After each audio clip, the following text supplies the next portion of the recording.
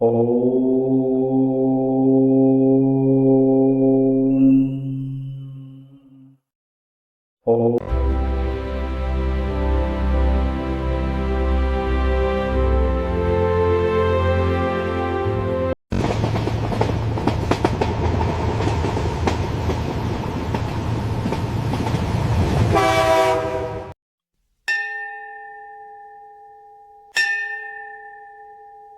சிற்றம்பலம்.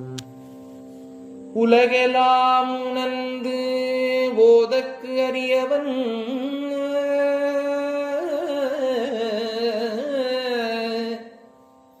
நிலவுலாவிய நீர்மலிவேணியன்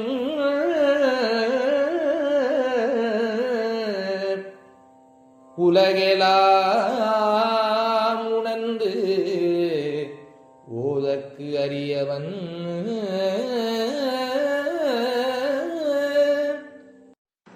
குலம் தரும் செல்வம் தந்திடும்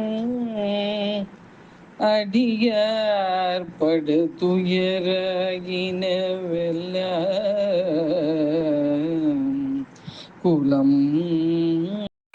நமச்சிவாய நம சிவாய நம சிவாயவே. நாவினுக்குகந்த நாமம் நம சிவாயவே. காமனை அழிக்கும் நாமம் நம சிவாயவே.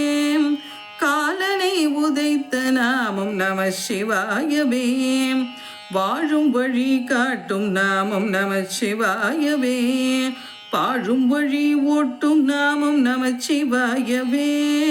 நமச்சிவாய நம சிவாய நம சிவாயவே.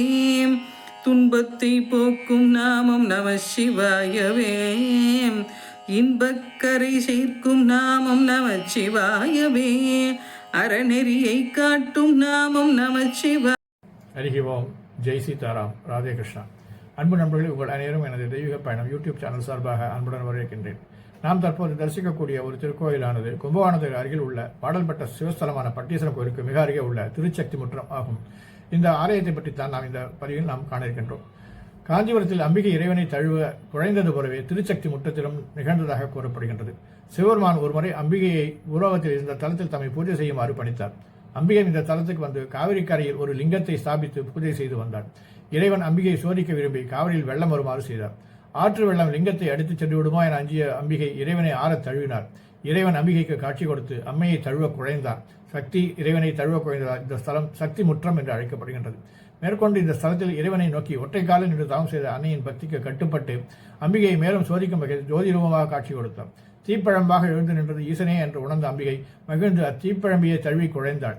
இறைவன் மகிழ்ந்து அன்னை கருள் பாலித்து தன்னுடன் சேர்த்துக் கொள்கின்றார். அன்னை தழுவி முத்தமிட்டதால் சக்தி முத்தம் என்பதும் மறுவி சக்தி முற்றம் என்று ஆகியிருக்கின்றது. மூலவர் சிவக்கொழுந்தீசர் கருவறை நுழைவு வாயிலின் வலதுபுறம் அம்பிகை சிவனை தழுவியபடி காட்சி கொடுக்கும் சந்நிதி உள்ளது. அம்பாள் ஒற்றை காலை தரையில் ஊன்றி மற்றொரு காலை ஆவுடையாரின் மீது மடக்கி வைத்து தன் இரு கைகளாலும் சிவலிங்கத்தை தழுவி நிற்கும் திருக்கோலம் வேறெந்த ஆலயத்திலும் காண முடியாத சிறப்பாகும். விதிவசத்தால் பிரிந்து வாழ்ந்து வரும் தம்பதியர்கள் தழுவ குழைந்த அன்னைக்கும் ஈசனுக்கும் சிறப்பு பூஜை செய்து வழிபடுகின்றார்கள். கணவன் மனைவி உறவு பலப்படவும் பிரிந்து இருக்கும் தம்பதியர் கூடி மகிழவும் இந்த தலை இறைவனையும் இறைவையும் வழிபட பலன் கிடைக்கும் என்பது பக்தர்களின் அசைக்க முடியாத நம்பிக்கை. இந்த ஆலயம் கிழக்கு நோக்கி 5 நிலை ராஜகோபுரத்துடன் காட்சியளிக்கின்றது. கோபுர வாயில் வல்லப கணபதி காட்சியளிக்கின்றார். முதல் கோபுர வாயிலை கடந்தால் பெரிய வெளி பிரகாரத்தை காணலாம்.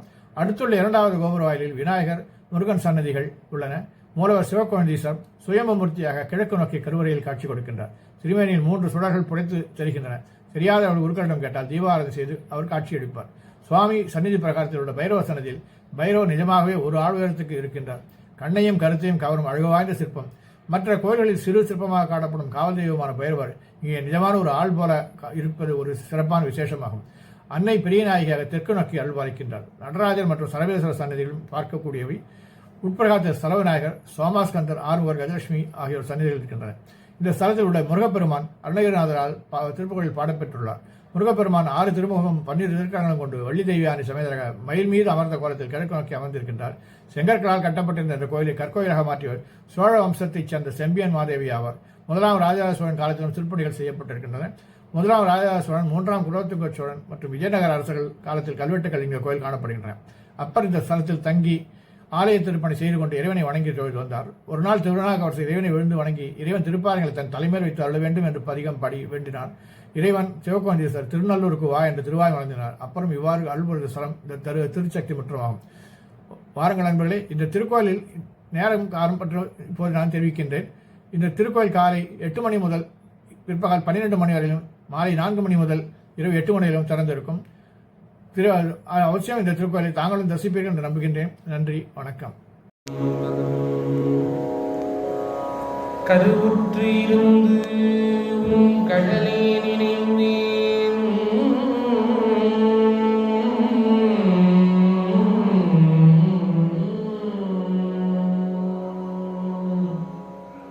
உன் கடலே கருவுற்றிருந்து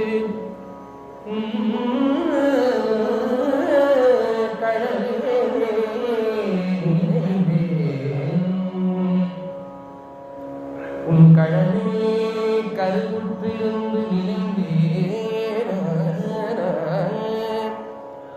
கருப்புவியில் தெருவில் புகுந்தேன், உன் கழலே நினைந்தேன், தெருவில் புகுந்தேன், கருவுற்றிருந்து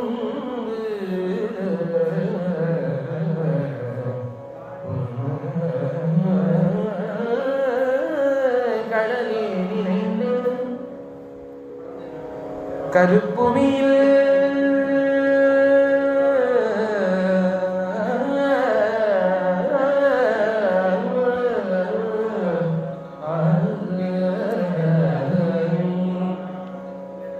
தெருவில் புகுந்தேன்,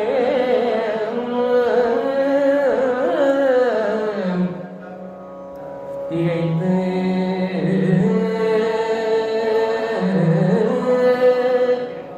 அடியேனை திகை பொழி,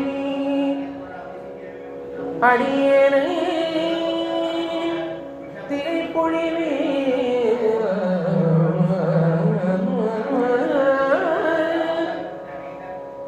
உருவில் திகழோ உமையாள் கணவா,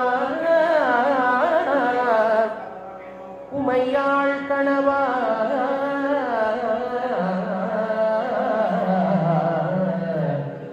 உமையாள் கணவா, உருவில் திகழும் உமையாள் கணவா, விடில் கெடுவேன், விடில் கெடுவேன் திருவில் பொலி, விடில் கெடுவேன் திருவில் பொலி, சக்தி முற்றத்து உறையும் சிவக்கொழுந்தே, சக்தி முற்றத்து உறையும் சிவக்கொழுந்தே, சிவக்கொழுந்தே, கருவுற்றிருந்து உன் கழலே நினைந்தேன், கருப்புவியில் தெருவில் புகுந்தேன், திகைத்து அடியேனை திகை பொழிவேன், உருவில் திகழும் உமையாள் கணவா,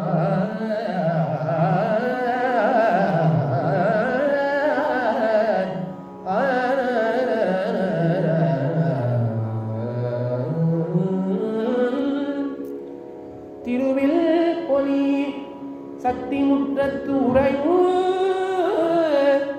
சிவக்கொழுந்தேன,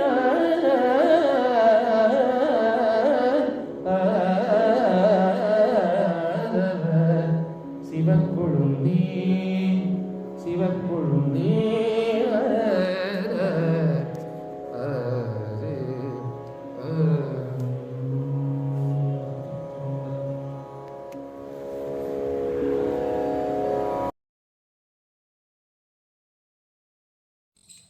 ஹரி ஓம்.